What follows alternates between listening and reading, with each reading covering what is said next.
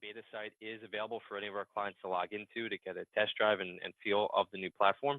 To do so and to see that beta environment, you would just go to the Enhanced Platform News page, scroll down to this section here, hit Employer Demo, which would take you to this page. Okay, we've already got our guides on how to add a new employee or running reports, etc., and then follow those login credentials. Okay, so what I'm going to do is I'm going to log in now as an employer.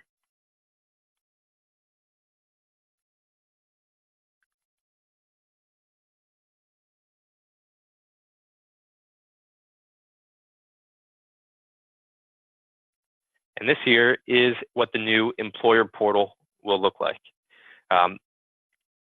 While it's not obviously the same as the participant portal, our new employer portal has the same concept in mind, which is we wanted to provide you with quick widgets, which is what's listed here, for the sections of the site that we felt you're going to best utilize or utilize more than other areas of the site. So if I want to look up an employee or I want to add a new employee, or I want to see reimbursement history, we want to provide you with these direct links, which again are referred to as widgets, so you can get to it as quickly as possible. Excuse me. However, these are not, or this is not the menu or way to navigate throughout the site. That is, and I apologize in advance for naming it this if it's going to be stuck in your head, but the top left-hand corner up here, I call it the hamburger menu. When I saw it for the first time, I said, that looks like a hamburger, and now I call it the hamburger menu. So I apologize if that's stuck in your head, or will be. But the hamburger menu is really the main way to navigate to the different sections of the site, and we'll focus on this in just a couple of minutes, where you can look up employees, employer plan information, run reports, look at users, and so forth. So again, you can see there's a lot more to it, but this is really the main way in which you would navigate.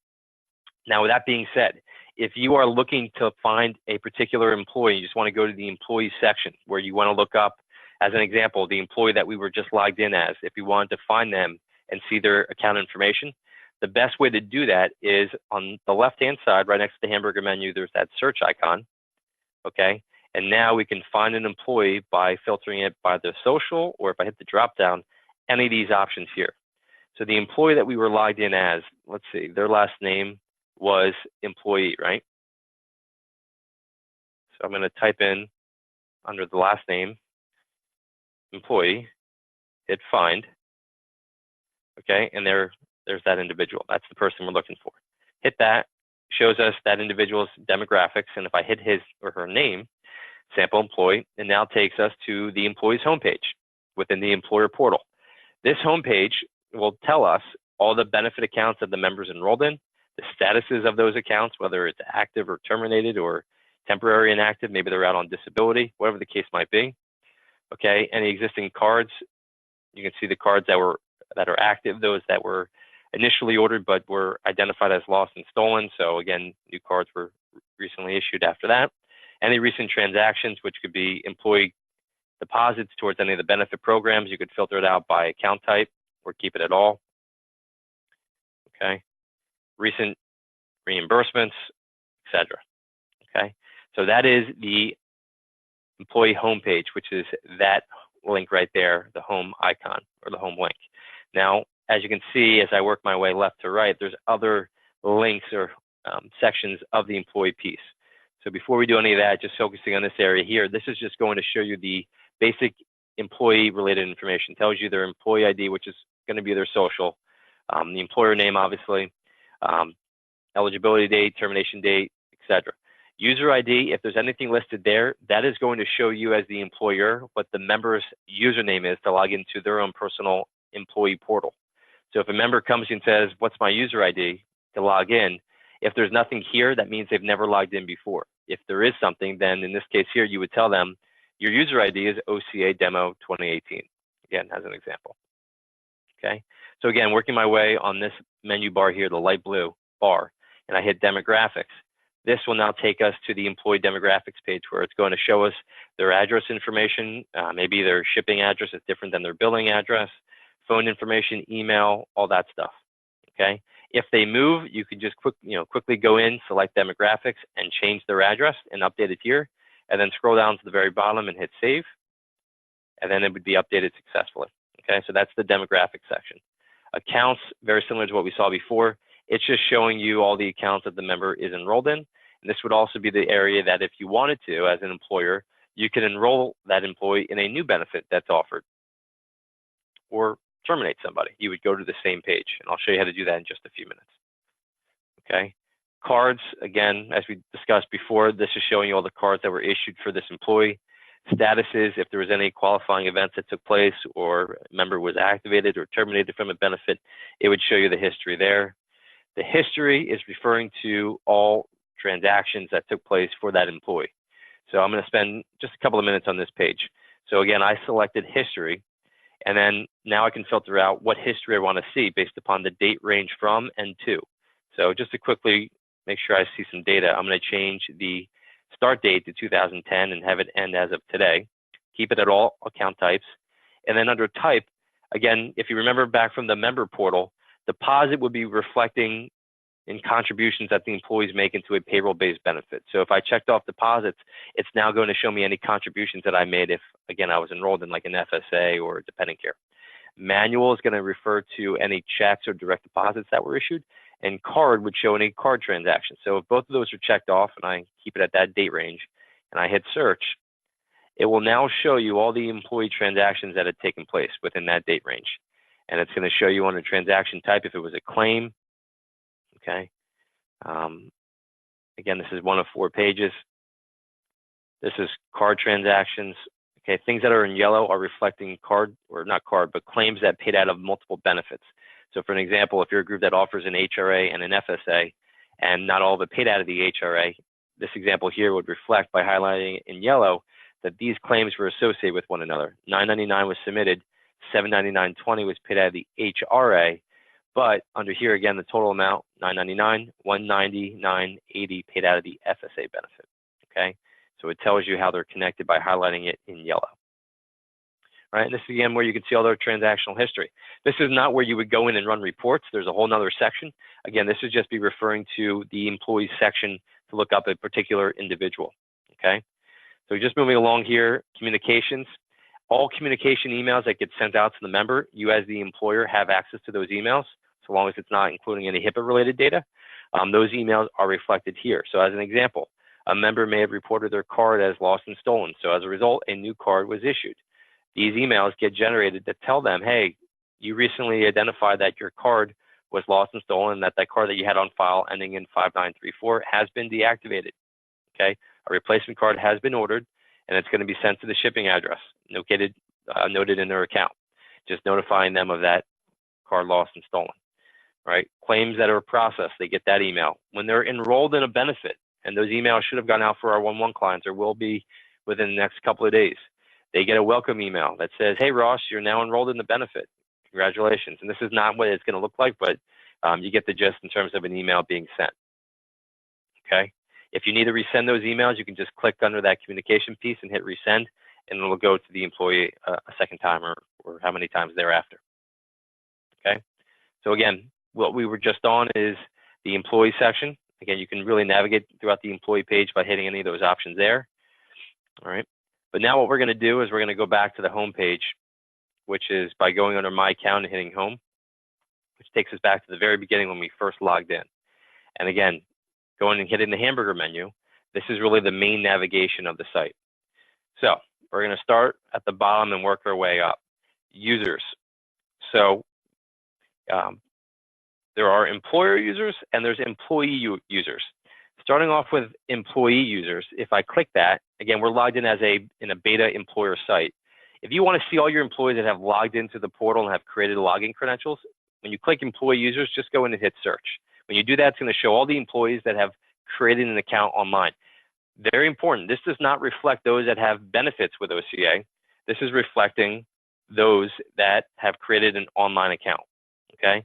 So if a member comes to you, let's say Johnny Bravo, right? And they say, hey, what's my user ID? Well, you can just go here and say, hey, your user ID is Tim's Demo 2018. But then they might say, well, what's my password? Well, you can click that user ID and go in here and you could change their password to whatever they want it to be. Enter it in here, retype it, hit save, and then the member would be able to log in using that updated information. And when they log in, they can change their password to whatever they want going forward. So you will have the ability to see what their user IDs are, change it for that matter if you wanted to, and update and change their passwords based upon their request. Okay, that's the employee users. Employer users. So again, employers will have access to the new employer portal. If there's an additional individual in your organization that you would like to have access to the employer portal, you can go in, log in, and easily add that individual by going to the employer user, hitting new. And while this is beta, so it's not going to show you exactly what it's going to reflect in your site, what you'd have to do here is put in the individual's information, their first name, last name, create a user ID, put in their email address. We don't need any of their personal information here. That's not required. But under profile information, what you'll see when you log in is there's 3 or 4 different profile options. You can select the master employer user role, but if you say wanted to have someone in your accounting department, your payroll department, have access to the portal because they want to see all the reimbursement history, but you don't want them to see HR related information on the employees, we've created a profile that's meant for the accounting department. So again, when they log in, if they have that profile assigned to their name, they're not going to be able to see the HR related content. They're only going to be able to run bank reimbursement related reports, things of that nature. So again, you can dictate the profile settings that they have. You would then just create a password for them, go down and hit save, and now you just created that new employer user. Okay. So again, those are the user sections. Reports. I'm going to spend the next few minutes talking about reports. The current MyRC portal, when it comes to reports, isn't great at all. We'll be the first to admit it. The reports that are there are what you need, but you typically have to run more than one report to get everything that you need. Very different in our new platform. We have over 30 different ad hoc reports that you can run and filter based upon the conditions that you're looking for. So while I'm not going to go through each and every one of those reports, I will focus on some of the more popular reports, the reports that a lot of our clients have been wanting and needing. So under the hamburger menu, on the reports, we've got either request or result. So to run the report, you're going to initially go to the request section. And when you click that, you're going to see sub-reporting categories filter. So you'll see settlement, enrollees, transactions. You're not going to typically see non-discrimination tests or HSAs unless you have that with OCA. You would typically just see these 3 options here. So to see reimbursement-related reports, you're going to want to use the settlement reporting category. And when you click that, it shows a list of all the reports that are banking-related or settlement-related reports. Lots here, as you can see. Now, again, you may not or will not use all of these, and I'm going to focus on a couple of them right now, which is employer funding, employer disbursement, employer account reconciliation. Those are 3 reports that I definitely recommend utilizing throughout the year to see reimbursements that had taken place. So to run a report, again, you can actually see on the description, if you're not sure what that report will produce, next to the report name, you hit View Details, and it'll give you a further description as to what that report outcome will show. So if you're reading and say, oh, that's exactly what I'm looking for, you can click the report name. Now, based upon the filters here, filter that out. So you can have a start date to be, 9/1 through today's date, filtered by plan year, by plan ID, or the account type. The claim type would be either, card transactions, direct deposit, checks. We keep it at all, which is what we're going to do here. Okay, that can all be generated. Under format, some reports are available in Excel only, some are available in PDF only, some are available in both. In this case, this report can only be run in Excel. So once you've done that, you would hit generate. Okay, it shows that it was submitted successfully, and to now go to the result page to view it. So how do I do that? Well, going back to the hamburger menu, I go back to reports, go to results, and hit view reports. And now it will show us the report that we just ran. So the report we just did was this one, it's in queue. So sometimes what you need to do is just hit search and it updates the page and refreshes it. And it's now listed as generated, which means we can click it and open it up. So to save some time, I already opened a few of these reports. The first one we're going to look at, I want to show the other one first, is the employer disbursement report. I ran a date range of 9/1 through 12/20 for that group. So when you do this, this report here will show you, again, all the employees in that time frame, that date range there, that had reimbursements. In this case, it was Johnny Bravo and sample employee and Tim's FSA and sample. These are all the employees that had claims within that date range. Those are the reimbursement dates. Those are the dates of services associated with those reimbursement dates. The claim types, so whether it was a card swipe or a check or a direct deposit. Again, you can see here if it was a check, it'll show the check number, what benefits they're tied to, what plans they're associated with. That is the employer disbursement report. Very helpful for you to run it within the date range and say, show me everything that took place within that specified time frame and benefits. And then here you go, you have it. Okay. Now this is great, but what some of our clients have asked for is, I want to see all reimbursements and all the employees that had those reimbursements within a given day, because this report here shows that date range and it doesn't break it down by day. Well, in that case, you might want to run what's called the employer funding report, which again, I ran to save some time. And that report looks like this. This one was done in a PDF.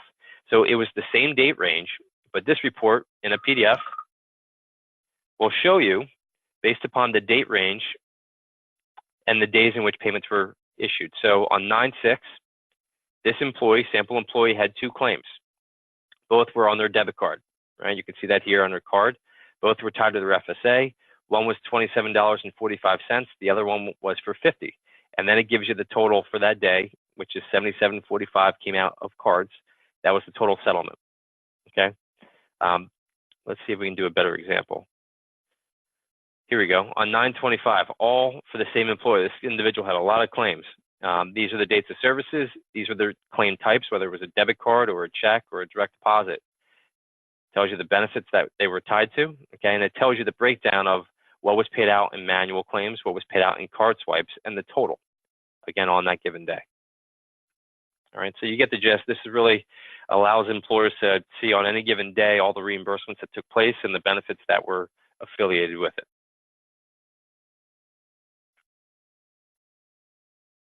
Okay, and at the bottom, we'll give you the totals there.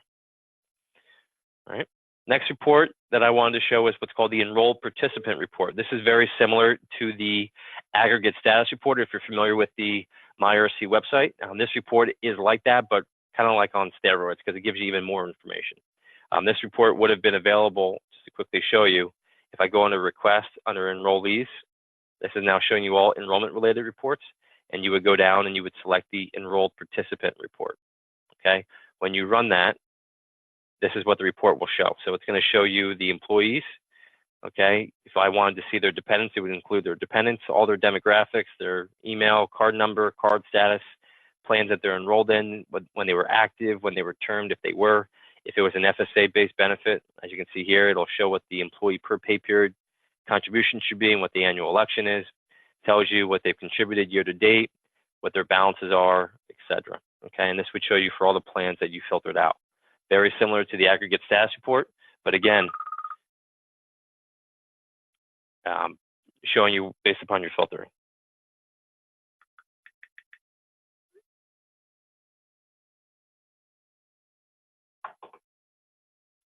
All right, so those are the reports that I wanted to show you. Again, I know we're coming up on the 12 o'clock hour and I want to be cognizant of everyone's time. I definitely recommend after the webinar, if you want to log in to the beta environment, feel free to run some of these reports and get a feel of what they look like. But those 3 that we talked about, certainly going to be very helpful. The enrolled participant report, and then under settlement, you've got your employer disbursement, employer account reconciliation, and employer funding. All those will be helpful throughout the year to see who's enrolled and termed, and certainly reconcile your bank account for reimbursements. Okay. Plan, there's really not much here under plan, so we're going to skip over that. Under employer, if you're a client of ours that offers an FSA, the FSA contributions can be managed and run through our contribution manager feature. For the sake of time, we're not going to really get into the specifics of that. We'll certainly reach out and give you more hands-on training. But that is a really cool feature in the platform. Under employer setup, if you moved addresses, the company moved, you can go in and change your address if you want at the employer level. Under employer maintenance, we've got really cool metric tools. So again, not getting into the weeds here, but if you want to see debit card usage, we've got metrics, which is updated every day.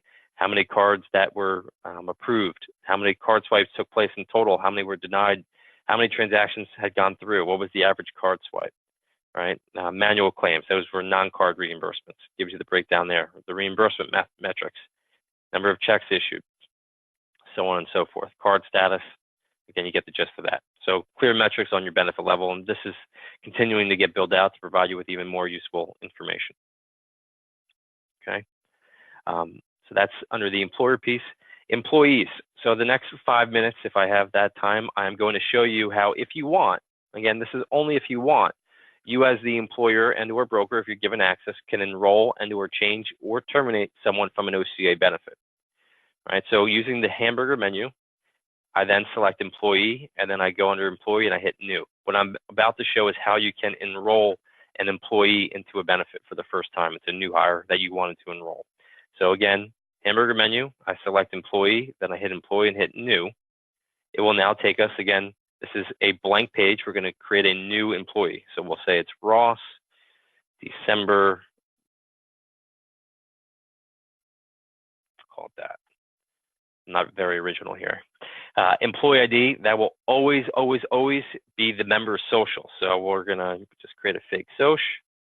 Okay, put in their address information, fill this information here, their phone number, email, gender, all right, date of birth.